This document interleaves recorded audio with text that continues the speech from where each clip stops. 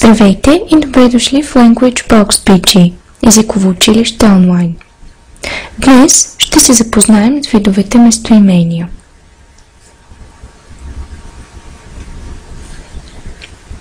Днес ще разгледаме личните и притежателните местоимения.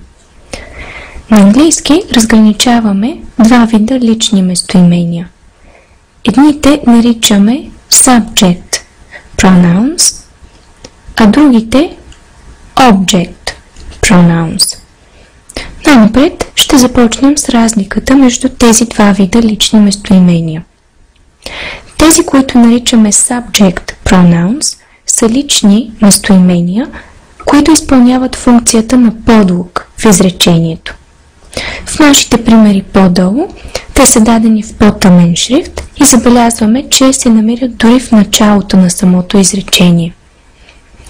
Задължително ги използваме и ги поставяме преди глагола.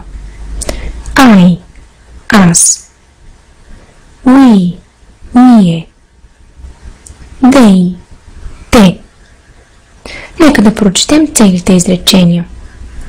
I live in Italy. Аз живея в Италия. We go to the cinema every Saturday. Ние ходим на кино всяка събота. They don't speak English. Те не говорят английски.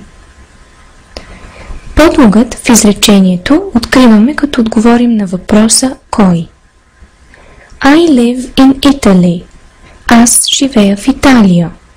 Кой живее в Италия? Аз или I. Вторият вид лични местоимения